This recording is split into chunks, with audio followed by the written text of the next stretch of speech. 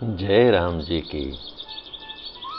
श्री वाल्मीकि रामायण अयोध्या कांड 111वां सर्ग।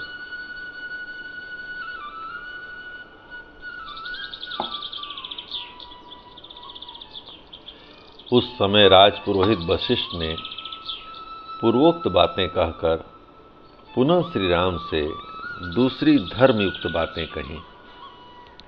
रघुनंदन, कुकत्स कुलभूषण, इस संसार में उत्पन्न हुए पुरुष के सदा 3 गुरु होते आए हैं, आचार्य, पिता और माता। पुरुष प्रवर पिता पुरुष के शरीर को उत्पन्न करता है, इसलिए गुरु है, और आचार्य उसे ज्ञान देता है, इसलिए गुरु कहलाता है।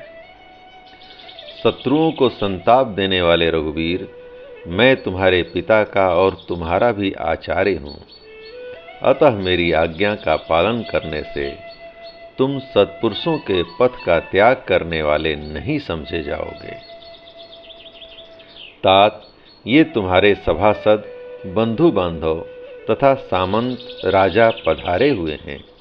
इनके प्रति धर्मानुकूल बर्ताव करने से भी तुम्हारे द्वारा सन्मार्ग का उल्लंघन नहीं होगा। अपनी धर्मपरायणा बूढ़ी माता की बात तो तुम्हें कभी टालनी ही नहीं चाहिए।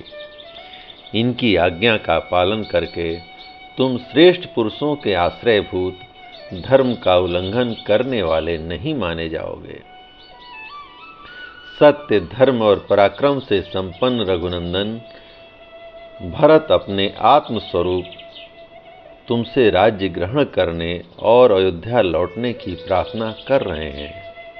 उनकी बात मान लेने से भी तुम धर्म का उल्लंघन करने वाले नहीं कहे जाओगे। गुरु वशिष्ठ ने सुमधुर वचनों से जब इस प्रकार कहा, तब साक्षात पुरुषोत्तम श्री राघवेंद्र ने वहां बैठे हुए वशिष्ठ जी को यूं उत्तर दिया। माता और पिता पुत्र के प्रति जो सर्वदा स्नेहपूर्ण बर्ताव करते हैं, अपनी शक्ति के अनुसार उत्तम खाद्य पदार्थ देने, अच्छे बिछौनों पर सुलाने, उबटन आदि लगाने, सदा मीठी बातें बोलने तथा पालन पोषण करने आदि के द्वारा माता और पिता ने जो उपकार किया है, उसका बदला सहज ही नहीं चुकाया जा सकता। अतः मेरे जन्मदाता पिता महाराज दशरथ ने मुझे जो आज्ञा दी है, वह मिथ्या नहीं होगी। श्री रामचंद्र जी के ऐसा कहने पर चौड़ी छाती वाले भरत जी का मन बहुत उदास हो गया। वे पास ही बैठे हुए सूत सुमंत्र से बोले, सारथे, आप इस बेदी पर शीघ्र ही बहुत से कुश बिछा दीजिए। जब तक आर्य मुझ पर प्रसन्न नहीं होंगे, तब तक मैं यहीं इनके पास धरना दूंगा। जैसे साहूकार या महाजन के द्वारा निर्धन किया हुआ ब्राह्मण उसके घर के दरवाजे पर मुंह ढककर बिना खाए पिए पड़ा रहता है, उसी प्रकार मैं भी उपवास पूर्वक मुख पर आवरण डालकर इस कुटिया के सामने लेट जाऊंगा। जब तक मेरी बात मानकर ये अयोध्या को नहीं लौटेंगे, तब तक मैं इसी तरह पड़ा रहूंगा। यह सुनकर सुमंत्र श्री रामचंद्र जी का मुंह ताकने लगे। उन्हें इस अवस्था में देख भरत के मन में बड़ा दुख हुआ और वे स्वयं ही कुश की चटाई बिछाकर जमीन पर बैठ गए। तब महातेजस्वी राज शिरोमणि श्री राम ने उनसे कहा, तात भरत, मैं तुम्हारी क्या बुराई करता हूँ जो मेरे आगे धरना दोगे। ब्राह्मण एक करवट से सोकर धरना देकर मनुष्यों को अन्याय से रोक सकता है, परंतु राज तिलक ग्रहण करने वाले क्षत्रियों के लिए इस प्रकार धरना देने का विधान नहीं है। अतः नरश्रेष्ठ रघुनंदन, इस कठोर व्रत का परित्याग करके उठो और यहाँ से शीघ्र ही अयोध्यापुरी को जाओ। यह सुनकर भरत वहां बैठे बैठे ही सब ओर दृष्टि डालकर नगर और जनपद के लोगों से बोले, आप लोग भैया को क्यों नहीं समझाते हैं। तब नगर और जनपद के लोग महात्मा भरत से बोले, हम जानते हैं काकुत्स्थ श्री रामचंद्र जी के प्रति आप रघुकुल तिलक भरत जी ठीक ही कहते हैं, परंतु ये महाभाग श्री रामचंद्र जी भी पिता की आज्ञा के पालन में लगे हैं, इसलिए यह भी ठीक ही है। अतएव हम इन्हें सहसा उस ओर से लौटाने में असमर्थ हैं। उन पूर्ववासियों के वचन का तात्पर्य समझकर श्री राम ने भरत से कहा, भरत, धर्म पर दृष्टि रखने वाले सुहृदों के इस कथन को सुनो और समझो।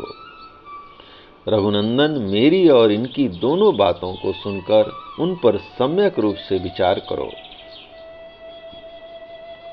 महाबाहो, अब शीघ्र उठो तथा मेरा और जल का स्पर्श करो।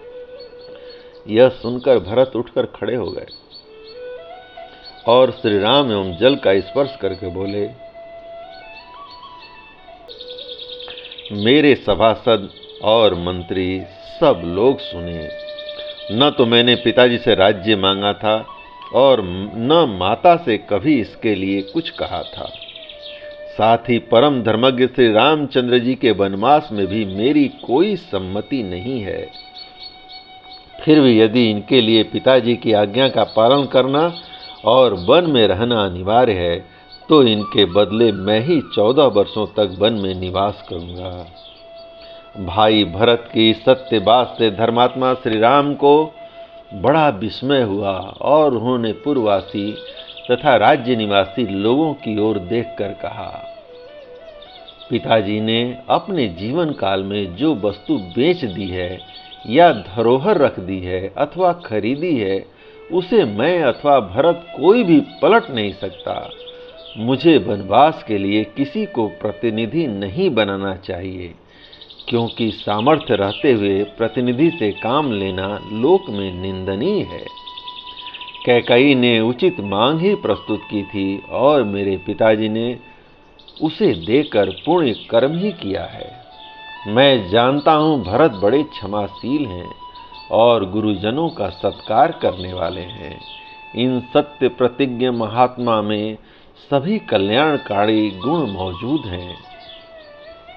14 वर्षों की अवधि पूरी करके जब मैं वन से लौटूंगा, तब अपने इस धर्मशील भाई के साथ इस भूमंडल का श्रेष्ठ राजा होऊंगा। कैकेयी ने राजा से वर मांगा और मैंने उसका पालन स्वीकार कर लिया। अतः भरत, अब तुम मेरा कहना मानकर उस वर के पालन द्वारा अपने पिता महाराज दशरथ को असत्य के बंधन से मुक्त करो। जय राम जी की। इस प्रकार श्री वाल्मीकि निर्मित आर्ष रामायण आदि काव्य के अयोध्या कांड का 111वां सर्ग प्रभु श्री राम की कृपा से पूर्ण हुआ। जय राम जी की।